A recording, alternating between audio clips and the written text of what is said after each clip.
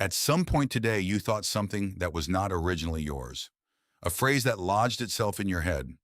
A belief you hold that you cannot trace back to a single moment of deciding. A fear, a preference, an opinion that feels completely personal, but was not born inside you. It arrived, and you let it in without knowing you did. This is not a metaphor. This is the oldest and most dangerous phenomenon in human history. And it is happening to you right now at a scale no generation before yours has ever experienced. Ideas spread like viruses, not as a poetic comparison, as a literal biological parallel. When a thought enters your mind and changes your behavior, it has successfully replicated. When you repeat it to someone else, it has found a new host. When that person tells 10 more people, the thought has gone exponential. The mechanics are identical to infection. The only difference is the vehicle. Richard Dawkins introduced the word for this in 1976. He called it a meme, not the internet images you scroll past. The original definition. A unit of cultural information that replicates itself by passing from mind to mind. An idea that behaves like a gene, competing for attention, evolving to become more infectious, dying out if it fails to spread, surviving across centuries if it finds the right conditions. And here is what makes this deeply unsettling. The most infectious ideas are not the most true. They are the most emotionally potent. Fear spreads faster than facts. Outrage travels further than nuance. A simple story beats a complex truth every single time. Your brain was not built to evaluate information neutrally. It was built to survive. And the ideas that trigger survival responses, danger, threat, tribal belonging, moral violation, spread through human populations the way fire spreads through dry grass. Think about the last time you changed your mind about something important. Really think about it. Was it because you encountered careful evidence, weighed it rationally, and updated your belief in a calm and deliberate way? Or was it because something emotional happened first? A story that made you feel something? A person you trusted who believed it? A moment of fear or anger or belonging that opened a door, and the idea walked through.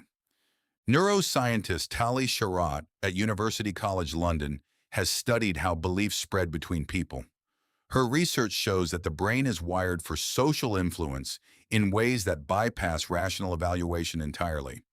When someone you trust holds a belief, your brain does not simply register the information.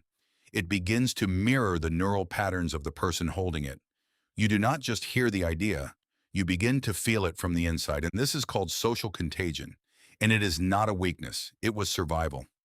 For the vast majority of human history, copying the beliefs and behaviors of your group was the fastest and most reliable way to stay alive. If everyone around you was afraid of a particular animal, adopting that fear immediately, without waiting to personally verify the threat, was the rational move.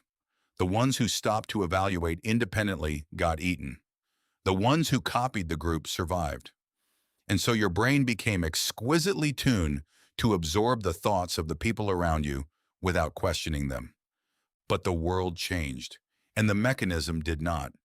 Now you live in an environment where thousands of ideas compete for your attention every single day, where algorithms have been specifically designed to identify which emotional triggers cause you to stop scrolling, to react, to share, where a thought born in one mind can reach 1 million minds within hours, where the ideas that spread fastest are not the ones that will serve you. They are the ones that are best at spreading. Researchers at MIT studied the spread of true and false information on social media platforms over a decade. Their findings were stark. False information spread faster, further, and more broadly than true information, in every category, on every topic, by a significant margin. Not because people are stupid, because false information is almost always more emotionally arousing. It is more surprising, more threatening, more morally charged, and emotionally arousing information is exactly what a brain built for survival is designed to prioritize and pass on. You are not immune to this. No one is. The research is consistent across education levels, across political affiliations, across cultures. The more certain you feel about a belief, the more likely it is that the certainty itself is the infection. Because ideas that replicate successfully are ideas that make their hosts resistant to doubt. A thought that makes you feel absolutely sure is a thought that has successfully protected itself from being examined. So what do you do with this? The answer is not cynicism. It is not the paralysis of trusting nothing and believing no one. The answer is the one thing the most infectious ideas are specifically designed to prevent you from doing. Pause. Before you share something that made you feel intensely emotional, ask what emotion it triggered and why. Before you adopt a belief because everyone around you holds it, ask when you decided to hold it and whether you ever actually decided at all. Before you dismiss an idea because it makes you uncomfortable, ask whether the discomfort is evidence that it is wrong or evidence that it is threatening something you have already been infected with. You cannot opt out of living in a world of competing ideas, but you can become a harder host. You can slow the replication. You can choose more deliberately than your ancestors ever could which thoughts you allow to take root inside you and which thoughts you pass on to the people in your orbit. Because here is the part that does not get said enough. You are also a transmitter.